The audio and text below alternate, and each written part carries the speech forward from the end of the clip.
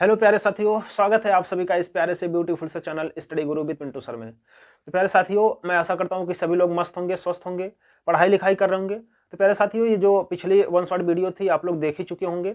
वैसे ही ये भी वीडियो है, वन शॉट वीडियो होने वाली है प्यारे साथियों, द्विघात समीकरण पर। ठीक है, आज हम लोग चौथे चैप्टर को बहुत ही सरलतापूर्वक सॉल्व करने वाले हैं। तो प्यारे साथियों, वीडियो के अंत तक जरूर बने रहना, ताकि आपका इस चैप्टर से रिलेटेड जो भी कॉन्सेप्ट नहीं क्लियर है या फिर जो भी डाउट है वो सब क्लियर हो जाए।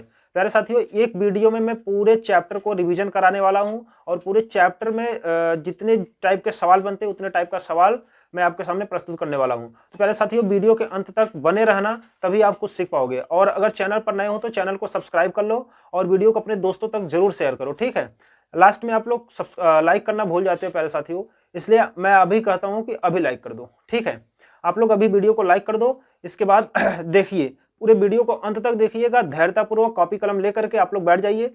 मैं आशा करता हूं कि सभी लोग पिछली वीडियो देख चुके हो और जितना मैंने बताया, जितने टाइप के सवाल कराया, उतने टाइप के सवालों पर आप लोग प्रैक्टिस कर चुके हो। तो प्यारे साथियों, अब हम लोग स्टार्ट करते हैं आज का सेशन। सबसे पहले तो मैं कुछ ऑब्जेक्टिव क्वेश्चन लिया हूँ, 4 ऑब्जेक्टिव क्वेश्चन है। इसके बाद मैं कॉन्सेप्ट बता करके इसके बाद सवालों को लेकर के आता हूँ। ठीक है, तो देखिए पहला सवाल क्या है, निम्नलिखित में से कौन सा द्विघात समीकरण है। सबसे पहले तो साथियों समझिए द्विघात समीकरण होता क्या है। इस चैप्टर का पहला कॉन्सेप्ट, सबसे पहले तो हम इस चैप्टर को पहचाने। ठीक है, मतलब द्विघात समीकरण। द्विघात समीकरण नाम से ही स्पष्ट है। द्विघात समीकरण क्या होता है साथियों? द्विघात समीकरण ऐसा समीकरण जिसका अधिकतम घात क्या हो? 2 हो। ऐसा समीकरण जिसका अधिकतम घात 2 हो। अधिकतम घात कितना हो? 2 हो, उसे क्या कहेंगे? द्विघात समीकरण। तो चलिए, अब यहां पर हमें 4 ऑप्शन दिया हुआ है। 4 ऑप्शन में से देखते हैं कौन सा ऑप्शन सही होगा और कौन सा ऑप्शन द्विघात समीकरण होगा। तो प्यारे साथियों, सबसे पहले तो अब हम इसको समझने से पहले कुछ बेसिक चीजें समझ लेते हैं। जैसे द्विघात समीकरण में, द्विघात समीकरण का सबसे पहला नंबर तो याद रखना दोस्तों कि जो पदों की संख्या है, पदों की संख्या है वो सीमित होनी चाहिए। पद क्या होने चाहिए? सीमित होना चाहिए। ऐसे सीधा लिख लो बस, पद क्या होने चाहिए? सीमित होने चाहिए।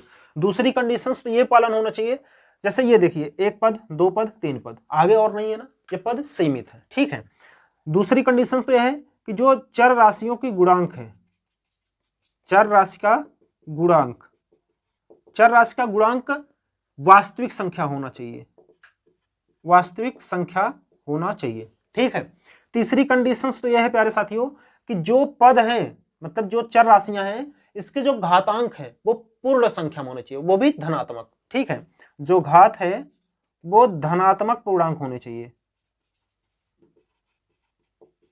धनात्मक पूर्णांक होने चाहिए। अगर इन तीनों कंडीशनों का पालन कर रहा है, तीनों केसों का पालन कर रहा है, तो वो द्विघात समीकरण होगा अथवा बहुपद होगा, अन्यथा नहीं होगा। जो कि हमने पिछले ही चैप्टर में या पिछली वीडियो को आप देखिए, उसमें मैंने आपको साफ साफ बताया था कि बहुपद होते क्या है। ठीक है, बहुपद के कंडीशंस कुछ टर्म्स है जो कि हमने टर्म्स आपको बता रखे हैं। तो चलिए, अब यहां पर इन तीनों चीजों का पालन होना चाहिए। और यहां पर जो घात है ना, ये धनात्मक पूर्णांक ये बहुपद के लिए होता है, लेकिन यहां पर जो घात हो, एक पद में कम से कम 2 घात होने चाहिए।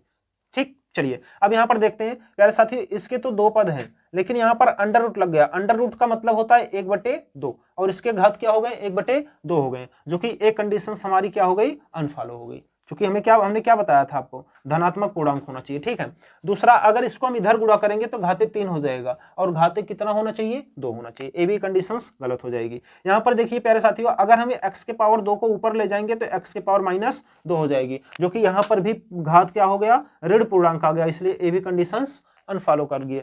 अब यहां पर ये जो चौथी कंडीशंस है, इसमें प्यारे साथियों जब 3 गलत हो गए वैसे चौथा सही होगा, लेकिन कैसे सही होगा इसको भी देख लेते हैं। चलिए, हमारे पास इतना ही जगह है इस सवाल के लिए, मैं इसको इरेज करके यहीं पर बता देता हूं। ठीक है, अब इसको अगर आप ओपन करेंगे तो ओपन करके देखते हैं क्या होता है। 2x² - 5x बराबर x - 1 का होल स्क्वायर।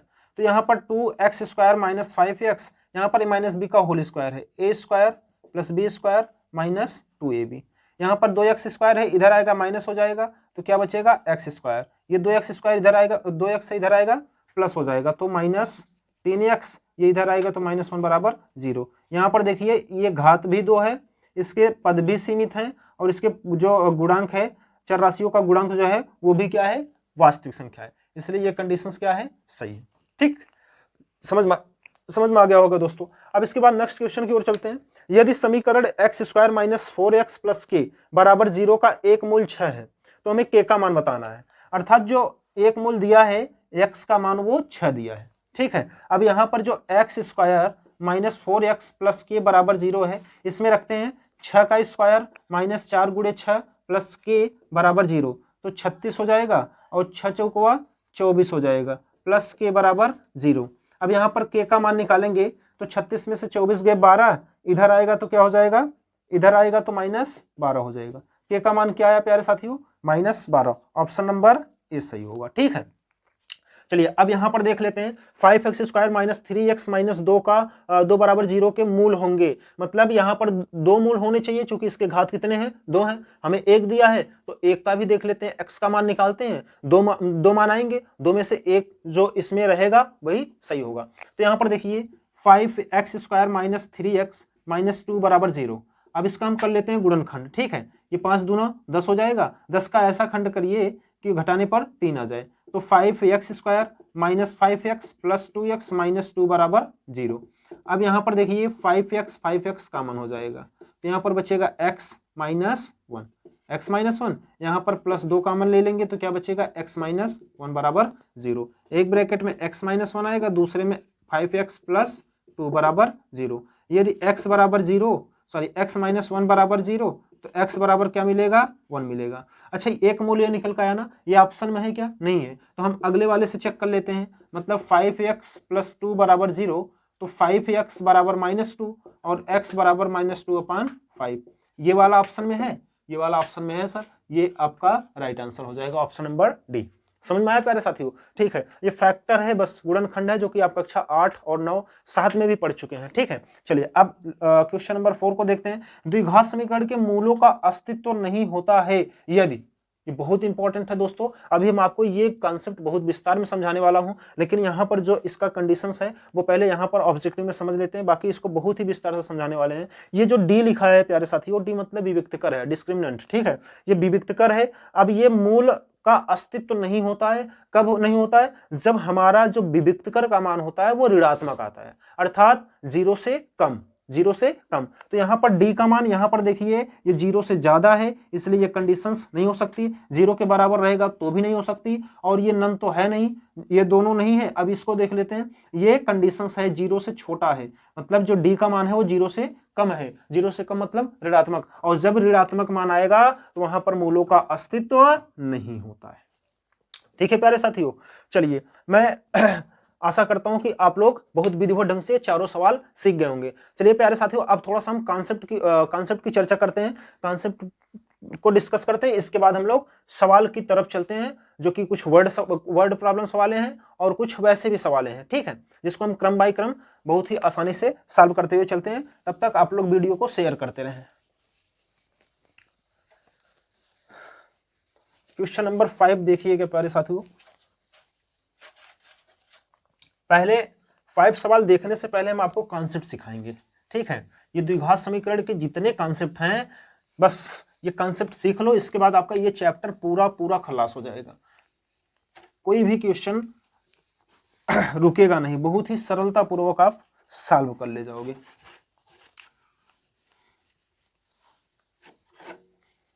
चलिए प्यारे साथियों, सबसे पहले तो समझिए द्विघात समीकरण, हमने अभी बताया द्विघात समीकरण क्या होता है।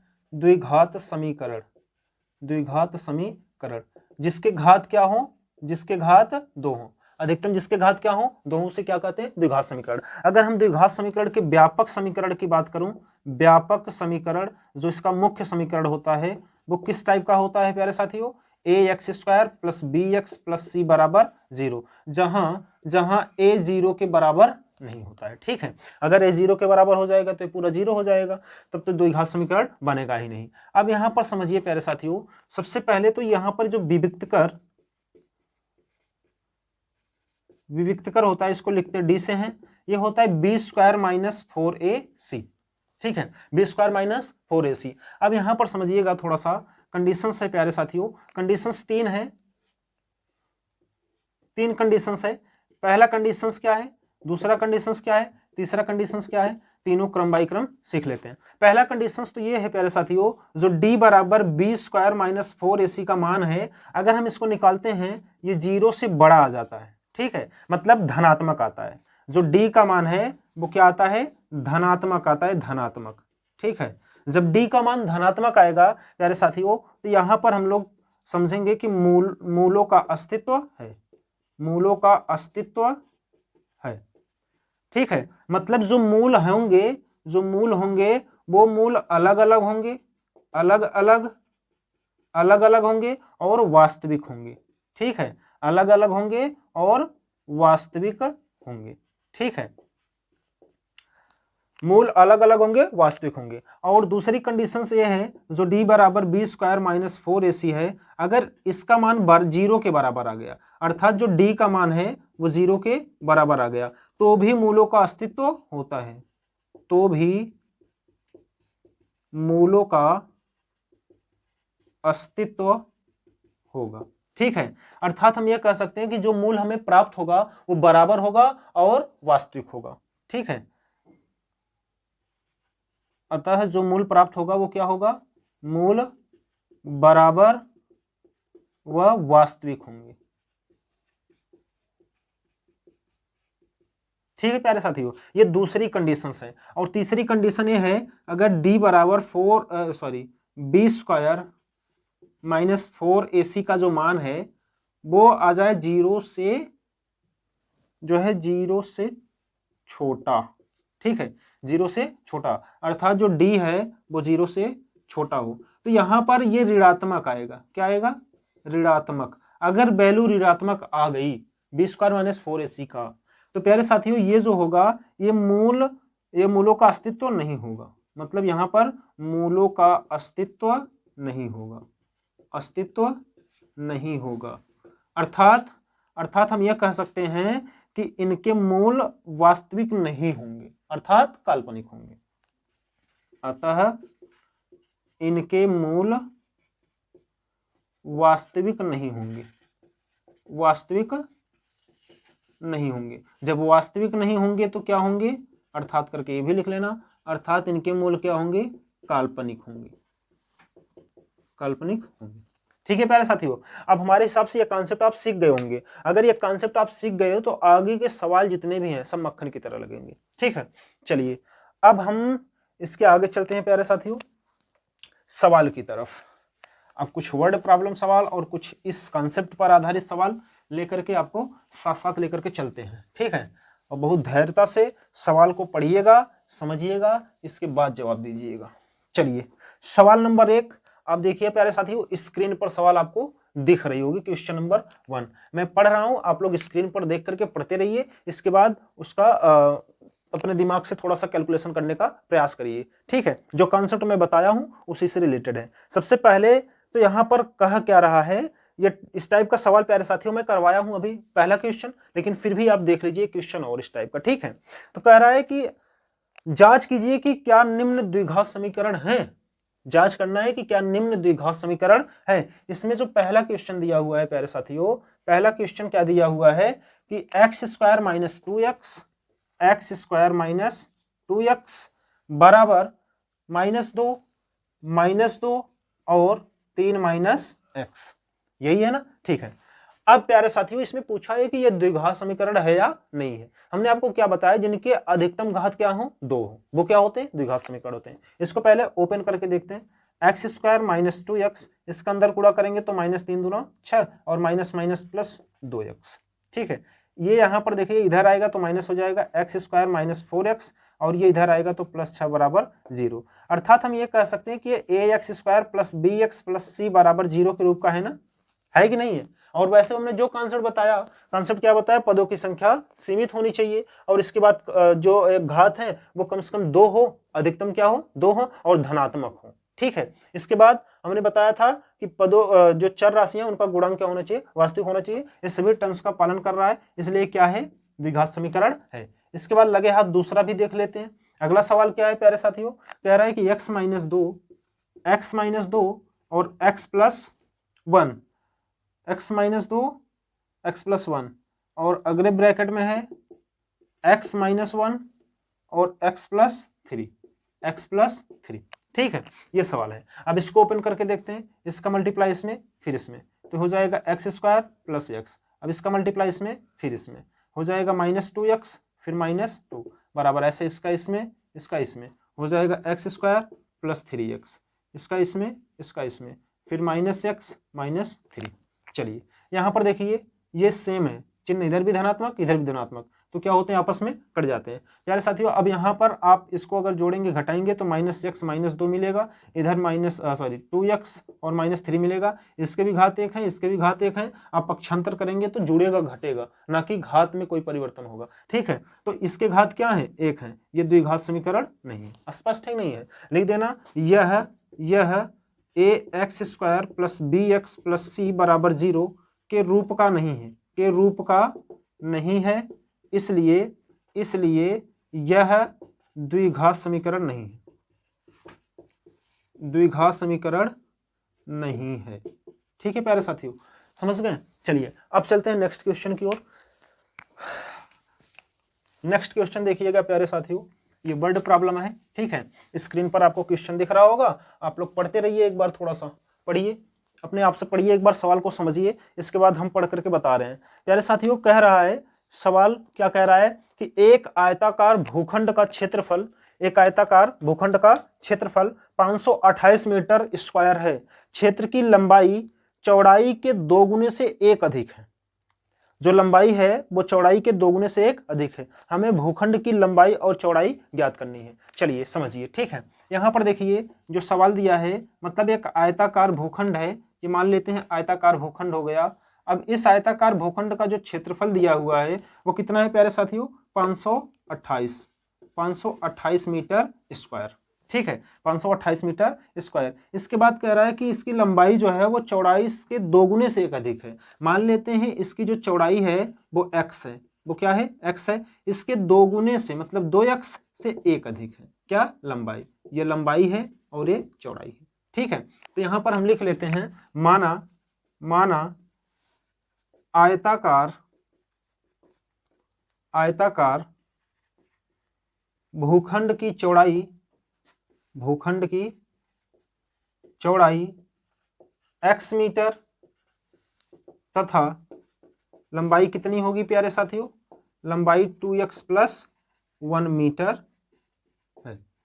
ठीक, तो यहां पर क्या दिया है, जिस तरह से मैं लिख रहा हूं प्यारे साथियों इसी तरह से आपको भी बोर्ड पेपर में लिखना है। दिया है आयताकार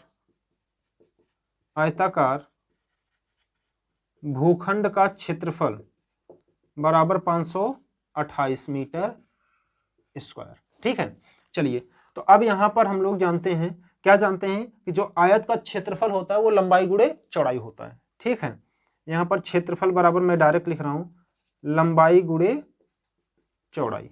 तो क्षेत्रफल कितना है 528 बराबर लंबाई कितना है प्यारे साथियों, 2x + 1 और गुणे x।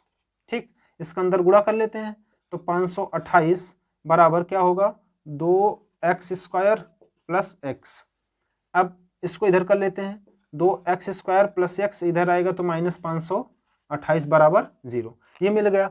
अब हमें इसको हल करना है। ठीक है, अब हमें इसको हल करना है। अब ऐसा फैक्टर करिए कि 1 आ जाए। तो देखिए फैक्टर कैसे होगा प्यारे साथियों, मैं आपको बहुत आसान तरीका बता रहा हूं फैक्टर करने का। सबसे पहले तो इसका इसमें गुणा होता है, इसका इसमें गुणा होगा तो कितना होगा 1054 ना, 500 दूना 1000 और ये 28 दूना 54। अब हम लोग इसका 1054 का 28 दूना 8 दूना 56 होगा प्यारे साथियों, 56। ठीक है, 1056, 2 8 16, 2 दूना 4 1 5, हाँ 1056 होगा। अब हम लोग 1056 का फैक्टर करते हैं। ठीक है, सबसे आसान तरीका है प्यारे साथियों, इस तरीके से आप लगाएंगे तो बहुत बड़े बड़े संख्याओं का भी गुणनखंड आप आसानी से निकाल लोगे। तो 2 से काटो, 2 5 10, 2 दूना 4 और 2 8 16, फिर 2 से काटो 26 दूना 52, 2 और इसके बाद 4, फिर 2 से काटो, 2 13 26, 2 दूना 4, फिर 2 से काटो, 2 छक्का 12, 2 छक्का 12, फिर 2 से काटो, 2 3 6, 2 3 6, फिर 3 से काटो, 3 ग्राम में 33 और 11 भाज्य संख्या है तो 11 से ही कटेगी। अब देखिए प्यारे साथियों, 2 दूना 4 दूना 8 दूना 16 दूना 32 और 11 3 33। ये 33 और ये 32 इन दोनों का गुणा कर देंगे तो हमें क्या मिलेगा? 1056 मिलेगा। और अगर 33 में से इसको हम यहाँ पर माइनस का चिन्ह है ना, अगर 33 में से हम 32 को घटा देंगे तो हमें क्या मिलेगा? 1 मिलेगा। मिलेगा कि नहीं मिलेगा? कितना आसान तरीका से आया इसका फैक्टर। ठीक है, ये रफली है, अगर आप ना समझें तो इसको रफ में कर लीजिएगा। ठीक है, ऐसे करके आप निकाल लीजिएगा फैक्टर। चलिए अब यहाँ पर देखिए दोस्तों क्या है? 33 और 32, इसका फैक्टर निकल का आया 33 और 32। तो 2x² plus 33x minus 32x और माइनस 528 बराबर 0। यहाँ पर क्या कॉमन है? x कॉमन है, केवल x को कॉमन लेंगे तो 2x और प्लस 33। यहाँ पर 32 माइनस 32 कॉमन है, सॉरी 16 कॉमन होगा, यहाँ पर माइनस 16 कॉमन होगा। तो 16 दूना 32, 2x हो जाएगा। इसके बाद ये माइनस माइनस माइनस तो कॉमन ले लिए, यहाँ पर क्या बचेगा? प्लस। अगर हम 16 का इसमें भाग देंगे तो 16 3 48, 16 3 48, 4 बचा फिर 48, तो 16 3 48, 33 आया बराबर 0। अब यहाँ पर एक ब्रैकेट में 2x प्लस 33 हो जाएगा, चूंकि दोनों में है तो कॉमन हो जाएगा, और x माइनस 16 अगले ब्रैकेट बराबर 0। अब इसके बाद प्यारे साथियों, यदि 2x प्लस 33 बराबर 0 तो 2x बराबर माइनस 33 और x बराबर माइनस 33/2। ये मान ऋणात्मक है, इसलिए क्या है? अमान्य है। ये मान क्या है? अमान्य है। ठीक है, ये मान मान्य नहीं है क्योंकि इसका मान क्या आया है? ऋणात्मक आया है, और लंबाई और चौड़ाई ऋणात्मक में नहीं ली जाती। ठीक है प्यारे साथियों, चलिए अब इसके बाद और यदि x माइनस 16 बराबर 0 तो x बराबर क्या है? 16। ये हमारा x का मान निकल करके आ गया, अर्थात जो चौड़ाई है वो कितनी है? 16 है, और यहाँ पर जब रखेंगे तो 16 दूना 32 प्लस 1 बराबर 33। लंबाई ये निकल कर आई और चौड़ाई ये निकल कर आई। ठीक है प्यारे साथियों, ये आपका आंसर निकल कर आया। अगर आप लिखना चाहते हो तो नीचे लिख लेना, अतः आयताकार भूखंड की लंबाई 2x प्लस 1 बराबर 2 गुणे 16 प्लस 1 बराबर कितना आएगा? 33 मीटर, तथा चौड़ाई x बराबर कितना है? 16 मीटर। This is answer. ठीक है प्यारे साथियों, आई होप आपको एक क्वेश्चन भी बहुत आसानी से समझ में आ गया। ठीक, चलिए अब हम चलते हैं नेक्स्ट क्वेश्चन की तरफ। नेक्स्ट क्वेश्चन देखिए प्यारे साथियों, क्या कह रहा है कि इसको पहले इरेज कर देते हैं, इसके बाद आप लोग स्क्रीन पर क्वेश्चन देखते रहिए। और बहुत सारे साथियों को तो ये क्वेश्चन देख करके ही समझ में आ गया होगा किस टाइप का सर अभी कॉन्सेप्ट बताएं, इसको तो हम अपने आप से लगा सकते हैं। ठीक है, चलिए अगला क्वेश्चन क्या कह रहा है?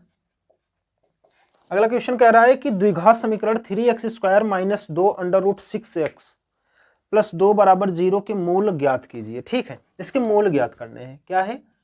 3x² minus 2 under root 6x और प्लस 2 बराबर 0, इसके मूल बताने हैं। चलिए मूल बताने मतलब इसको फैक्टर कर लेने हैं। अब यहां पर देखिए, ये यहां पर अगर इसका गुणा होगा तो 3 दूना क्या हो जाएगा? 6 होगा ना, 3 दूना 6। अब थोड़ा सा यहां पर थोड़ा सा एक्स्ट्रा दिमाग लगाना है। जो बच्चे फैक्टर बहुत अच्छे तरीके से सीखे हैं उनको तो ये समझ में आ जाएगा, लेकिन जो नहीं जानते वो भी बहुत धैर्यता के साथ देखें, उनको भी ये आ जाएगा। ठीक है, तो यहाँ पर 6 आया। अब 6 का ऐसा फैक्टर करना है, यहाँ पर क्या है? प्लस है। 6 पर ऐसा फैक्टर करना है कि वो 2 अंडर रूट 6 आ जाए। मतलब अगर हम अंडर रूट 6 का गुणा अंडर रूट 6 में करें तो हमें क्या मिलेगा? 6 मिलेगा। और under root 6 plus under root 6 करें, 1 अंडर रूट 6, 1 अंडर रूट 6 कितना हो जाएगा? 2 अंडर रूट 6 आ जाएगा। देखिए यही हमें लाना था ना यहाँ पर, और ये लाना था यहाँ पर। मिल गया कि नहीं मिल गया? चलिए फैक्टर हमें मिल गया। ठीक है,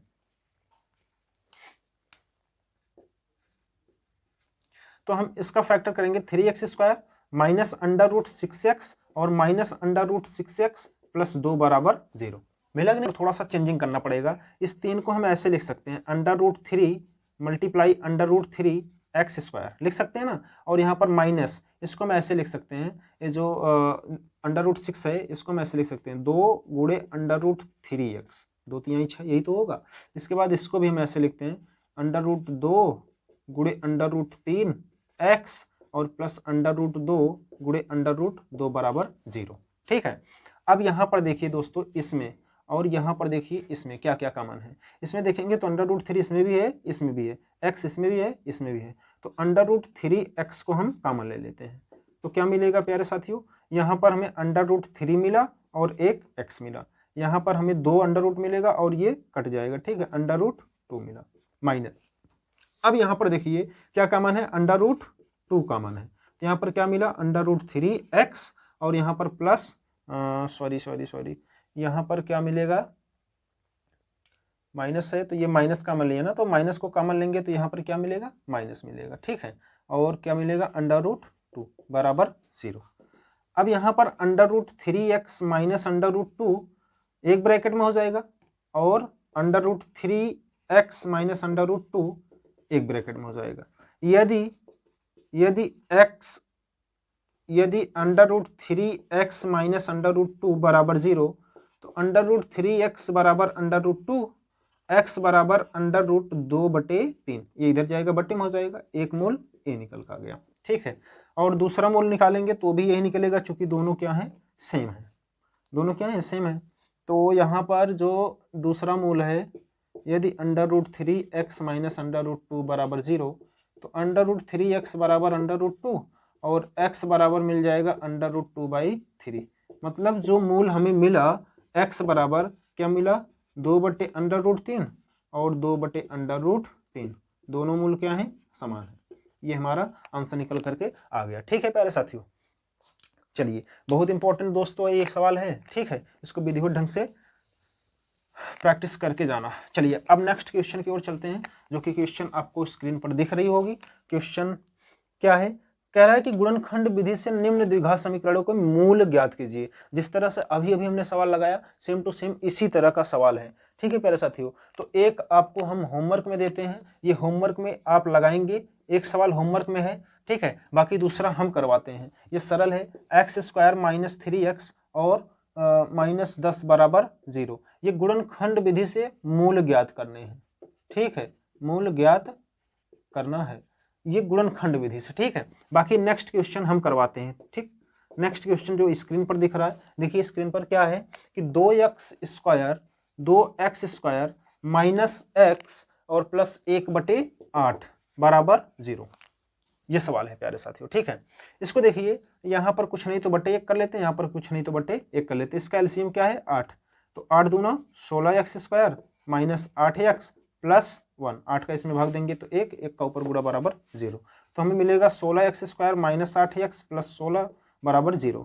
अब हमें ये 16 मिलेगा ना, ठीक ठीक ठीक, ठीक है।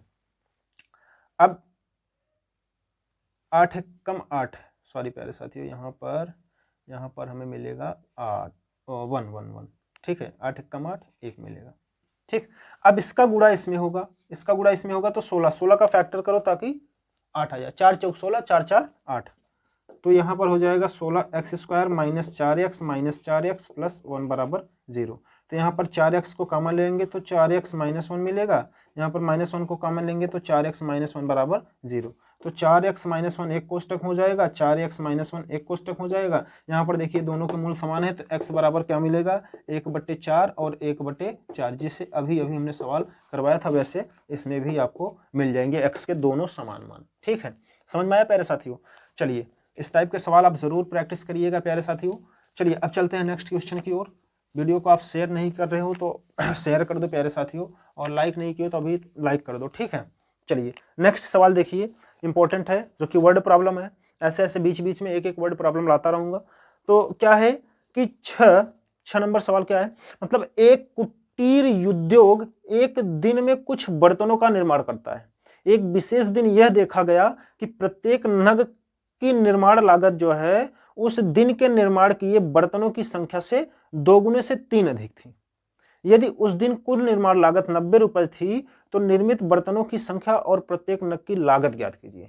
बहुत इंपॉर्टेंट दोस्तों, क्या कह रहा है कि एक कुटीर उद्योग है, एक दिन में कुछ बर्तनों का निर्माण करता है, एक दिन में कुछ बर्तनों का निर्माण करता है, और यह कह रहा है कि एक विशेष दिन देखा गया कि प्रत्येक नग की जो निर्माण लागत है, जितना वो निर्माण कर रहा है बर्तनों की संख्या, उसके 2 गुने से 3 अधिक है। मान लेते हैं कि बर्तनों की जो निर्माण किए गए बर्तनों की संख्या है वो क्या है, x है। ठीक है, माना यहां पर लिखेंगे सॉल्यूशन में, माना निर्माण किए गए बर्तनों की संख्या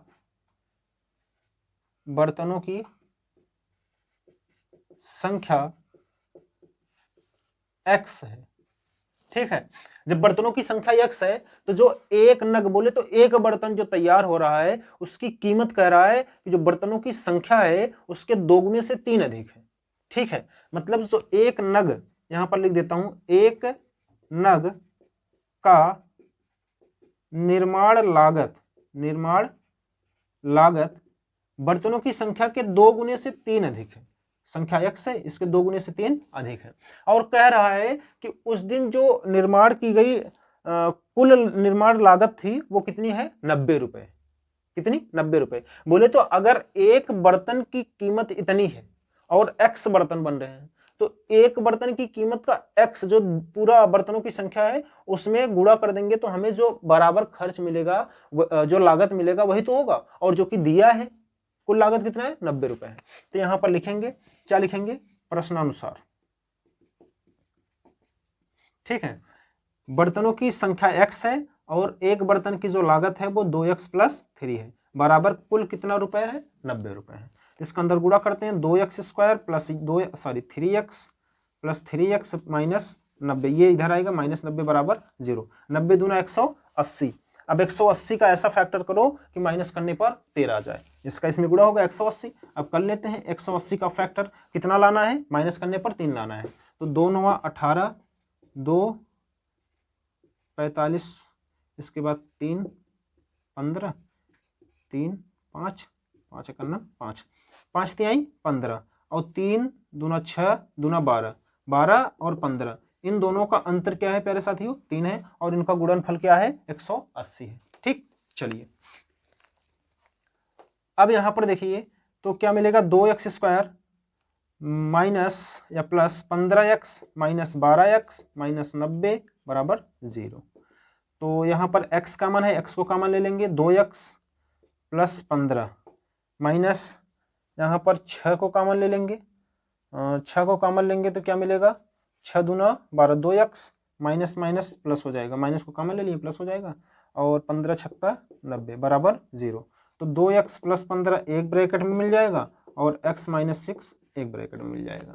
यहाँ पर देखिए अगर 2x प्लस 15 बराबर 0 है तो 2x बराबर -15, x बराबर -15/2, जो कि ये मान क्या है, अमान्य है। ये मान अमान्य है क्योंकि ये क्या आया है, माइनस में आया है और माइनस में बर्तन तो बनेगा नहीं, ये माइनस में बर्तन आया हुआ है, इसलिए क्या है, अमान्य है। और यदि x माइनस 6 बराबर 0 तो x बराबर क्या है, 6। ठीक है, अब ये क्या निकल का आया, मतलब 6 बर्तन बन रहे हैं, बर्तनों की संख्या कितनी है, 6 रुपए है। यहाँ पर लिखना चाहते हो तो लिख लेना, अतः बर्तनों की संख्या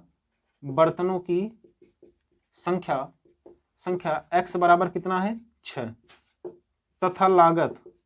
तथा एक नग की लागत 2x प्लस 3 अर्थात 2 गुणे 6 प्लस 3 बराबर 6 दूना 12 3 15 रुपए। ठीक है प्यारे साथियों, यही आपसे पूछा था, ये आपका आंसर हो जाएगा। आई होप आपको समझ में आ गया होगा। चलिए अब चलते हैं नेक्स्ट क्वेश्चन की ओर। नेक्स्ट क्वेश्चन आपको स्क्रीन पर दिख रही होगी। ठीक है, नेक्स्ट क्वेश्चन है प्यारे साथियों, निम्न द्विघात समीकरण के मूल यदि उनका अस्तित्व हो तो द्विघाती सूत्र का उपयोग करके ज्ञात कीजिए। अब यहाँ पर थोड़ा सा कॉन्सेप्ट आप यही क्वेश्चन के नीचे ही सीख लीजिए। कॉन्सेप्ट वैसे हमने आपको बता दिया है कि मूलों का अस्तित्व कब होता है, मूलों का अस्तित्व कब नहीं होता है। अगर मूलों का अस्तित्व होता है तो मूल कैसे होते हैं, ये सभी चर्चा अभी हमने 2-4 मिनट पहले कर लिया है। ठीक है, तो यहाँ पर थोड़ा सा एक और इसमें कहा है कि द्विघाती सूत्र का उपयोग करके बताना है। किसका, द्विघाती सूत्र। तो प्यारे साथियों यहीं पर मैं लिख दे रहा हूं द्विघाती सूत्र। द्विघाती सूत्र क्या होता है प्यारे साथी, x बराबर -b plus minus under root में b² माइनस 4ac अपान में 2a। ये सूत्र आप याद कर लेना। ठीक है, ये सूत्र आप याद कर लेना। चलिए अब यहाँ पर दिया क्या है, पहला सवाल क्या दिया है प्यारे साथियों, इसमें पहला सवाल दिया है कि 3x², 7वां सवाल है ना, 3x² minus 5x plus 2, 3x² minus 5x plus 2 बराबर 0। अब इसमें कहा है कि मूलों का अस्तित्व हो तो, नहीं है तो कोई बात नहीं है तो अब पहले नंबर तो मूलों के अस्तित्व के लिए यहां पर हम लोग चेक कर लेते हैं, मूलों के अस्तित्व के लिए हम क्या निकालेंगे, d बराबर b² माइनस 4ac निकाल लेते हैं। यहां पर जो है 3x² माइनस 5x प्लस 2 बराबर 0 को ax² plus bx plus c बराबर 0 से तुलना करने पर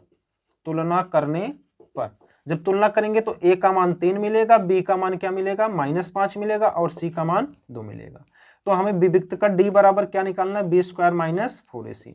d बराबर b का मान कितना -5 का स्क्वायर माइनस 4 गुणे a का मान 3 है गुणे c का मान 2 है। तो 5 × 5 = 25, 4 × 3 = 12, दूना 24। तो हमें d बराबर क्या मिला है प्यारे साथियों, 1 बोले तो धनात्मक मिला है। क्या मिला है, धनात्मक। अतः मूलों का अस्तित्व है, अस्तित्व है। जब धनात्मक और 0 आ जाए तो मूलों का अस्तित्व होता है और ऋणात्मक आ जाए तो मूलों का अस्तित्व नहीं होता है। जब मूलों का अस्तित्व है तो हमें इस द्विघात समीकरण से मूल निकालने हैं, तो हम ये द्विघाती सूत्र यहाँ पर लगा लेते हैं। अतः द्विघाती सूत्र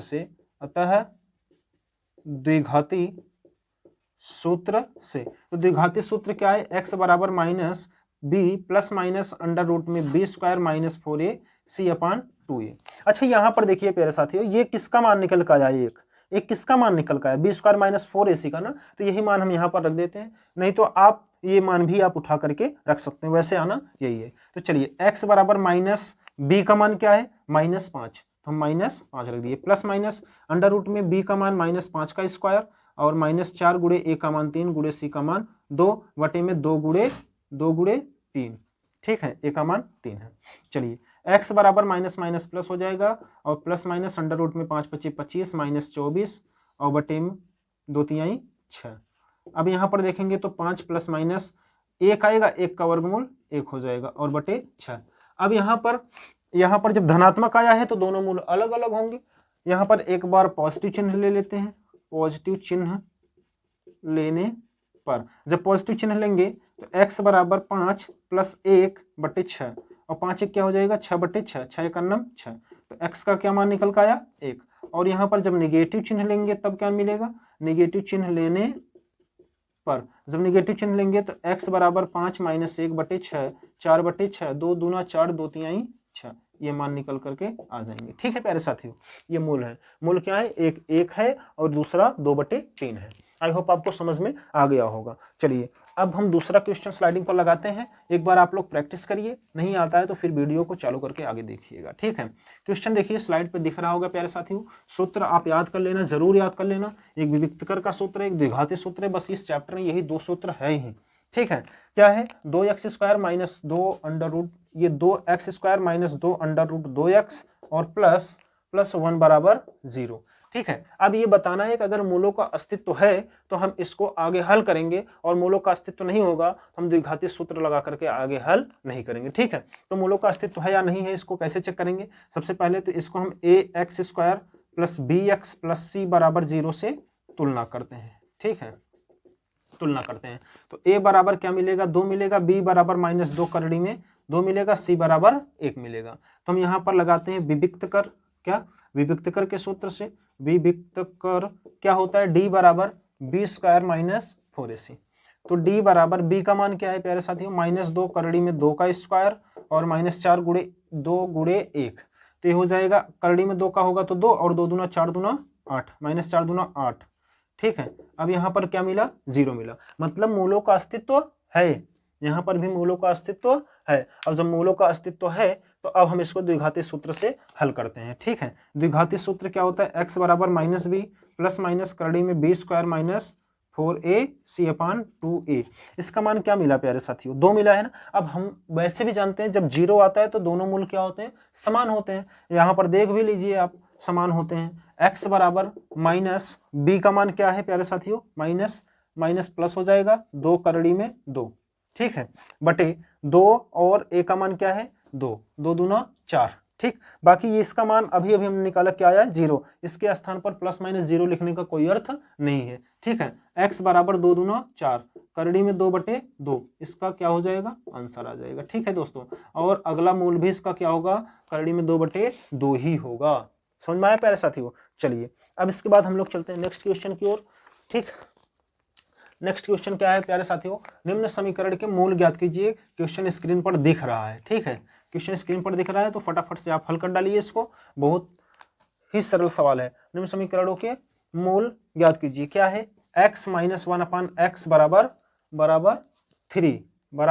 3 दिया है, x is not equal to 0। अब इसको हम करेंगे तो ये हो जाएगा x स्क्वायर माइनस 1 और इधर 3x, ठीक है, इसका इसमें गुणा होगा, इसका इधर कर दिए, x square minus 3x minus 1 बराबर 0।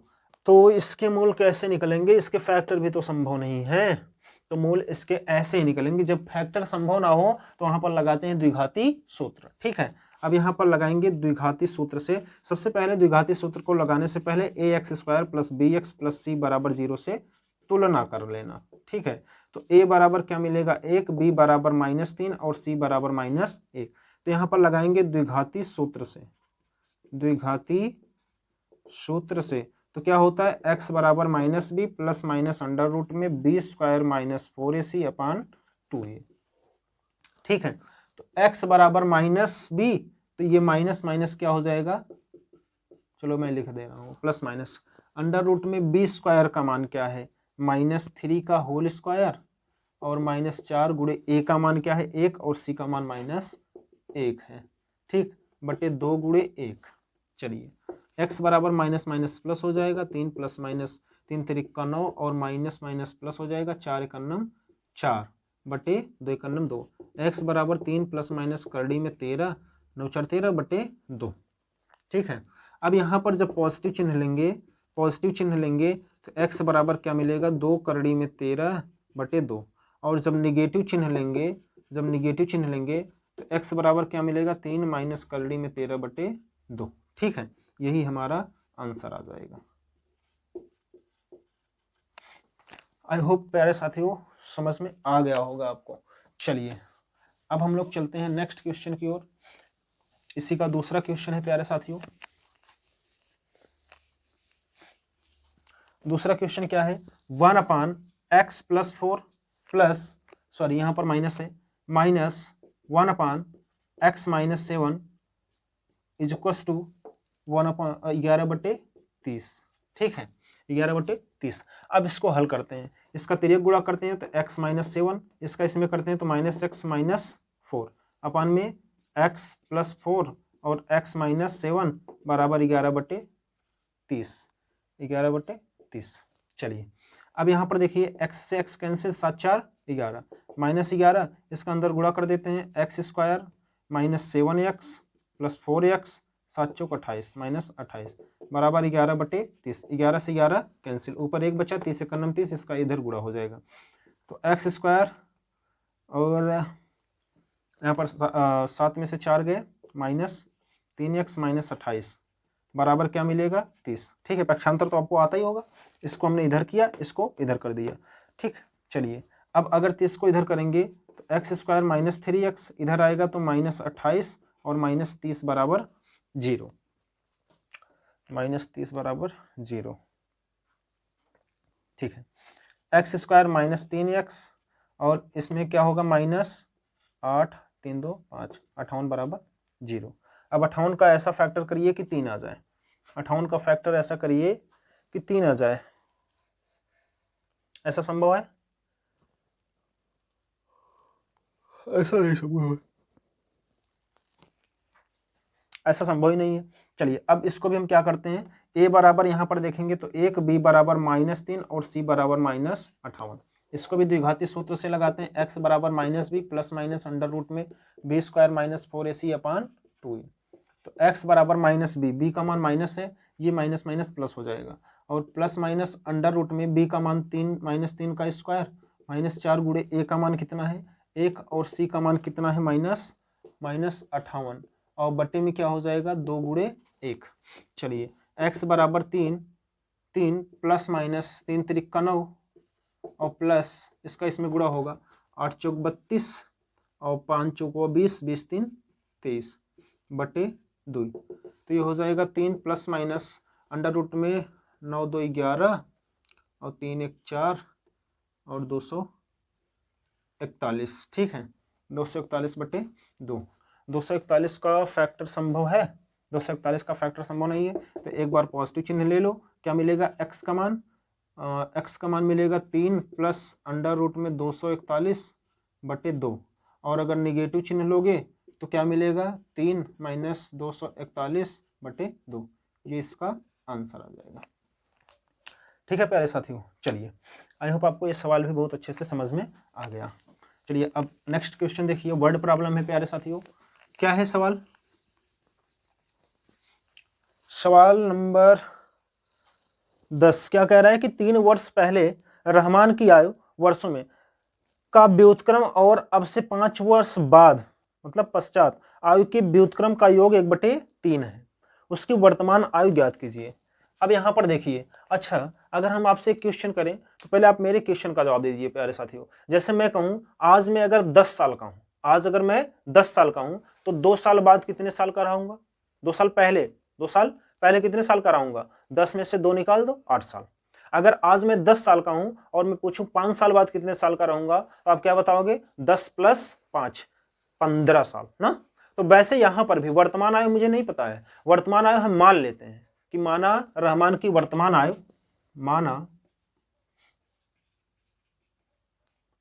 रहमान की वर्तमान आयु x वर्ष है, x वर्ष है। अब जब रहमान की वर्तमान आयु x वर्ष है तो इसमें कह रहा है, क्या कह रहा है कि 3 वर्ष पहले, तो 3 वर्ष पहले कितना रहा होगा इसका? 3 वर्ष पहले रहमान की आयु क्या होगी दोस्तों? x माइनस 3 वर्ष। ठीक है, और 5 वर्ष बाद भी कहा है तो यहां पर लिखेंगे 5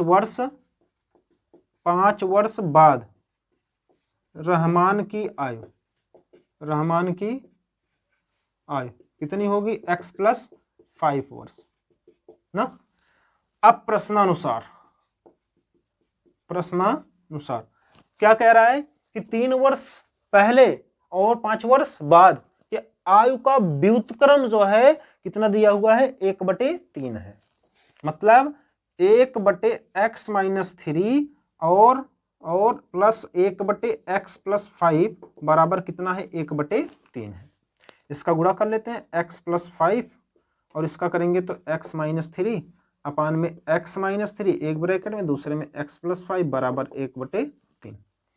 यहाँ पर देखिए दोस्तों, 1x कितना हो जाएगा? 2x और 5 में से 3 गए प्लस 2 बटे इसका गुणा कर लेते हैं, x square minus 5x minus 3x minus 5 3 15 बराबर 1/3।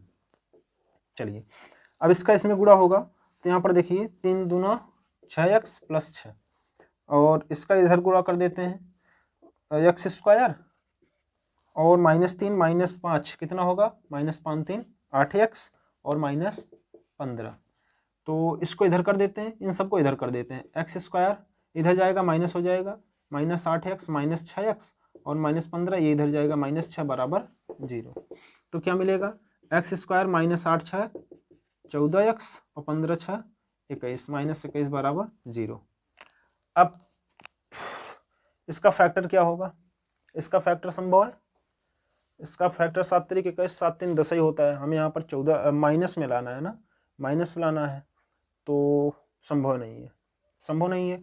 तो यहाँ पर a बराबर कितना है? 1, b बराबर माइनस 14 और c बराबर माइनस 21। द्विघाती सूत्र लगाएंगे, x बराबर minus b plus minus under root में b square minus 4ac upon में 2a। तो क्या मिलेगा प्यारे साथियों? x बराबर minus b minus minus plus हो जाए 14 प्लस माइनस अंडर रूट में माइनस 14 का होल स्क्वायर माइनस 4 गुणे a का मान 1 है गुणे c का मान माइनस 21 है बटे 2 गुणे 1। ठीक है, तो क्या मिलेगा? x बराबर 14 प्लस माइनस अंडर रूट में 14 14 में कितना होगा 196, 196, हाँ 196, और फिर माइनस माइनस प्लस 21 चौका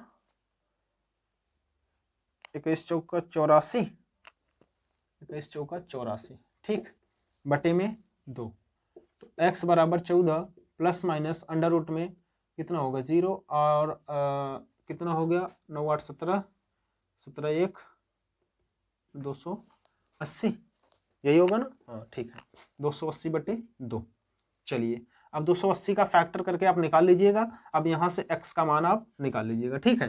अब इसके आगे इसको फैक्टर करके वर्गमूल इसका निकालिएगा, वर्गमूल निकाल करके बाकी आप सॉल्व कर लीजिएगा। इसके आगे आप स्वयं करेंगे, ठीक है प्यारे साथियों।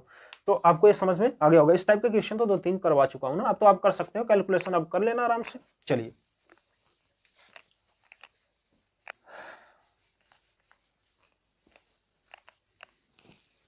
अब चलते हैं नेक्स्ट क्वेश्चन की ओर। नेक्स्ट क्वेश्चन क्या है प्यारे साथियों, एक आयताकार खेत का विकर्ण उसकी छोटी भुजा से 60 मीटर अधिक लंबा है, ठीक। यदि बड़ी भुजा छोटी भुजा से 30 मीटर अधिक हो तो खेत की भुजाएं ज्ञात कीजिए।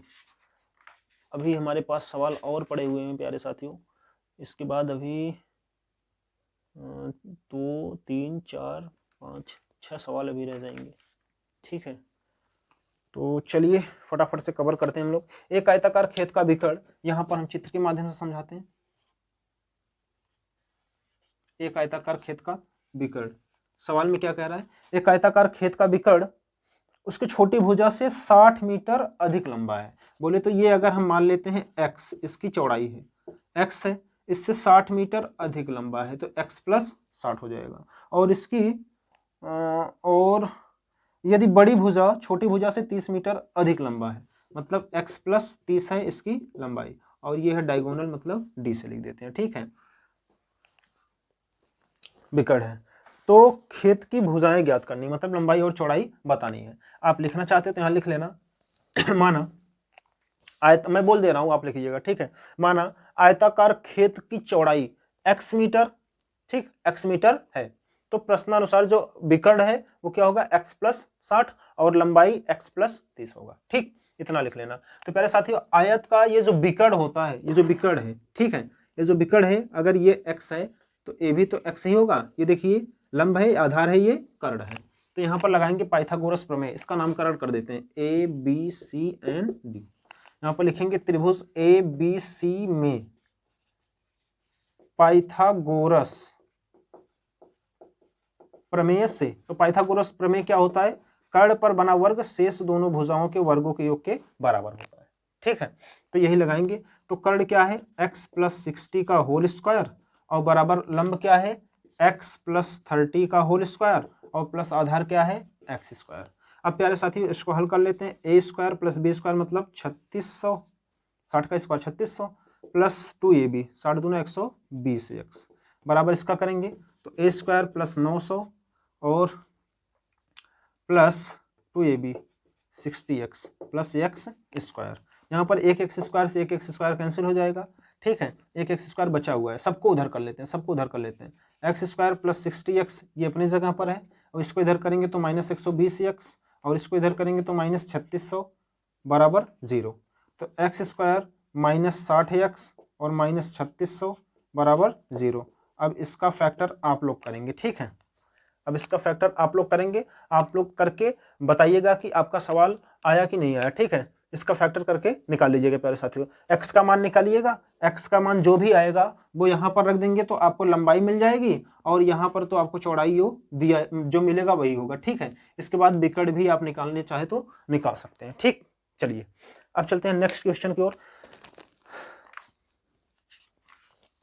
अब यहाँ पर कह रहा है प्यारे साथियों कि निम्न द्विघात समीकरणों के मूलों की प्रकृति ज्ञात कीजिए, यदि मूलों का अस्तित्व हो तो उन्हें ज्ञात कीजिए। चलिए अब मूलों की प्रकृति ज्ञात करनी है। प्रकृति में प्यारे साथियों वास्तविक है या नहीं यही बताना होता है, ठीक है। वास्तविक है या काल्पनिक है, काल्पनिक मतलब जो वास्तविक नहीं है वो काल्पनिक है, ठीक है।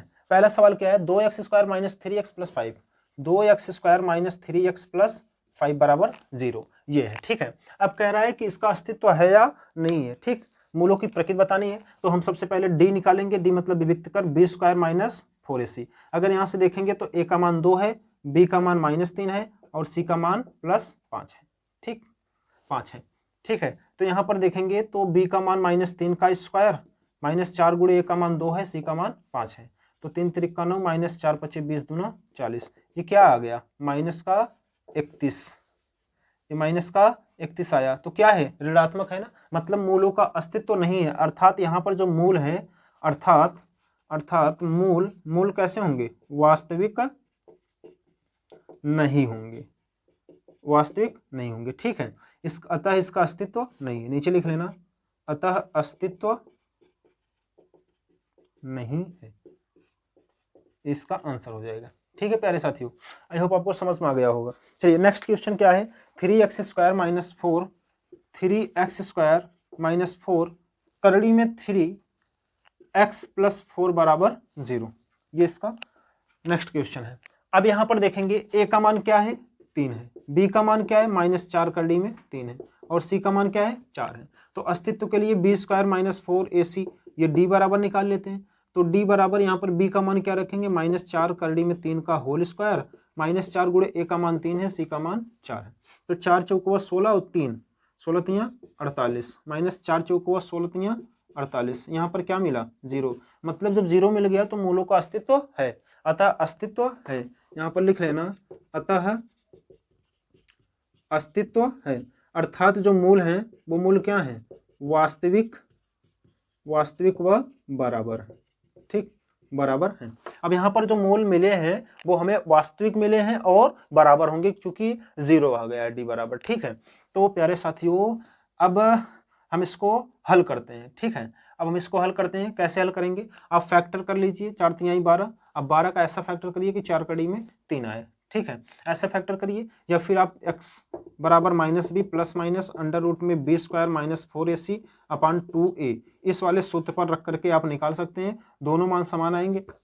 जब ये 0 आया है, ये क्या आया है? 0 आया है, तो x बराबर -b और अपान में 2a, यही तो रखना है। b का मान क्या है? ये है, बोले तो माइनस माइनस प्लस हो जाएगा। 4 करड़ी में 3 बटे 2a, 3 दूना 6। अब ये हो जाएगा 2 और ये हो जाएगा 3, मतलब 2 करड़ी में 3 बटे 3, ये इसका मूल आ जाएगा। ठीक है, दिस इज आंसर। चलिए ये भी सवाल हो गया। अब चलते हैं नेक्स्ट क्वेश्चन की ओर। इस टाइप के सवालों को तैयार कर लीजिएगा प्यारे साथियों, क्योंकि ये बहुत ही इंपॉर्टेंट सवाल है। ठीक, चलिए नेक्स्ट क्वेश्चन क्या कह रहा है? निम्न प्रत्येक द्विघात समीकरण में के का ऐसा मान ज्ञात कीजिए कि उसके 2 बराबर मूल हों। ठीक है, बराबर मूल है मतलब डी का मान 0 है। बराबर मूल है इसका मतलब क्या है? डी का मान 0 है। क्या कह रहा है कि 2x² और -6x + 3 2x² + kx + 3 = 0। ये क्वेश्चन है। ठीक है, +3 = 0। अब कह रहा है कि मूल बराबर है, दिया है। क्या दिया है? दिया है मूल बराबर अथवा समान है। ठीक है, समान है, तो इसके लिए क्या होता है? d बराबर 0, अर्थात b² - 4ac बराबर क्या होगा? 0। तो b का मान यहां से देखेंगे तो a का मान है 2, b का मान है k और c का मान है 3। ठीक है, तो यहां पर रखेंगे तो k² -4 गुणे a का मान 2 है, 3 बराबर 0। तो k² -4 तिहाई 12, 12 दूना 24 बराबर 0। तो k बराबर हो जाएगा 24, सॉरी k² बराबर k बराबर हो जाएगा √24 और k बराबर हो जाएगा 8, या फिर इसको ऐसे लिखो 4 गुणे 6, बोले तो k बराबर ±4 का वर्गमूल 2 और 6 का बाहर नहीं निकल पाएगा, तो ये आएगा इसका आंसर। ठीक है, नेक्स्ट क्वेश्चन देखिए दोस्तों, क्या है कि kx और x -2 और +6 बराबर 0। इसका अंदर गुणा कर लेते हैं। वैसे इसका अंदर गुणा करके तभी निकालेंगे। ठीक है, तो हो जाएगा kx² -2 kx + 6 बराबर 0। यहाँ पर अगर a का मान निकालेंगे तो k मिलेगा, b का मान निकालेंगे तो -2k मिलेगा और c का मान निकालेंगे तो 6। दिया है कि b² - 4ac बराबर 0, मतलब मूल समान है, तो ये विविक्त कर d के मतलब 0 के बराबर होगा। तो b का मान -2 k का होल स्क्वायर -4 गुणे k और गुणे 6 बराबर 0। तो ये हो जाएगा 4k स्क्वायर और माइनस प्लस माइनस ही होगा, 6 चौका 24 के बराबर, सॉरी हाँ 0। ठीक है, तो इसको इधर कर लेते हैं, 4k स्क्वायर बराबर 24 के और यहाँ पर 1 के से 1 के कैंसिल हो जाएगा, 4 छंग 24, तो k बराबर क्या मिला 6। This is answer. ठीक है प्यारे साथियों, कोई दिक्कत, अगर कोई दिक्कत है तो वीडियो को आप दोबारा देखिएगा। प्यारे साथियों, ये भी हमारा सवाल बहुत ही सरलतापूर्वक हो गया। अब हम लोग चलते हैं next question and last question की ओर। ठीक है, ये ही लास्ट क्वेश्चन इस सेशन का। आप लोग काफी समय दिए हमें, ठीक है, इसके लिए बहुत बहुत धन्यवाद प्यारे साथियों। बस वीडियो को आप शेयर कर दीजिएगा। ठीक है, जितने भी दोस्त देख रहे हैं सभी दोस्त एक दूसरे के पास जरूर शेयर करेंगे। अगला लास्ट सवाल क्या कह रहा है, क्या एक ऐसी आम की बगिया बनाना संभव है जिसकी लंबाई चौड़ाई से दोगुनी हो और उसका क्षेत्रफल 80 मीटर स्क्वायर हो? यदि है तो उसकी लंबाई और चौड़ाई ज्ञात कीजिए। ठीक है, चलिए अब यहाँ पर देखते हैं। मान लेते हैं कि जो बगिया है आयताकार, ठीक है, मान लेते हैं जो आयताकार बगिया है उसकी क्या कह रहा है कि एक आयताकार ऐसी आम की बगिया बनाना संभव है जिसकी लंबाई चौड़ाई से दोगुनी हो। मतलब जो लंबाई है वो अगर हम चौड़ाई को मान लेते हैं x, तो इसके क्या हो, दोगुनी हो। ठीक है, दोगुनी हो, और उसका जो क्षेत्रफल है वो 800 मीटर स्क्वायर है। 800 मीटर स्क्वायर है। यहाँ पर आप लिख लीजिएगा, माना आयताकार बगिये की चौड़ाई x मीटर तथा लंबाई 2x मीटर हो तो। ठीक है, तो प्रश्नानुसार प्यारे साथियों, प्रश्नानुसार क्या होगा, लंबाई गुणे चौड़ाई बराबर क्या होता है, क्षेत्रफल। मतलब x गुणे 2x बराबर 800, तो ये हो जाएगा 2x स्क्वायर बराबर 800, तो x स्क्वायर बराबर 2 चौकुआ, ठीक है, 400 आ जाएगा। x बराबर अंडर रूट में 400 और x बराबर प्लस माइनस 400 का वर्गमूल क्या आएगा, 20। ये इसका आंसर आ जाएगा। ठीक है प्यारे साथियों, ये तो वेरी सिंपल क्वेश्चन था। ऐसे ही आपको बोर्ड पेपर में भी क्वेश्चन देखने को मिलेंगे। तो प्यारे साथियों, मैं आशा करता हूं कि जितना कॉन्सेप्ट हमने बताया और जितना सवाल हमने बताया वो सबके सब आपको समझ में आ गए। ठीक है, तो अब अगर आपको कोई भी दिक्कत है, कोई डाउट है, तो आप अपना डाउट कमेंट बॉक्स में जरूर कमेंट कर सकते हैं प्यारे साथियों। और अगर आपको लग रहा है कि ये क्वेश्चन नहीं समझ में आ रहा है तो वीडियो को दोबारा देखिए। ठीक है, दोबारा देखने से आपका ये कॉन्सेप्ट क्लियर हो जाएगा। और जितना कॉन्सेप्ट था हमने सारा कॉन्सेप्ट आपको बता दिया और हर एक कॉन्सेप्ट पर आधारित सवाल भी हमने आपको करवा दिया। तो अब हम लोग अगले चैप्टर को नेक्स्ट वीडियो में लेकर के आते हैं। तब तक आप लोग पढ़ते रहिए, मस्त रहिए। जय हिंद, जय भारत।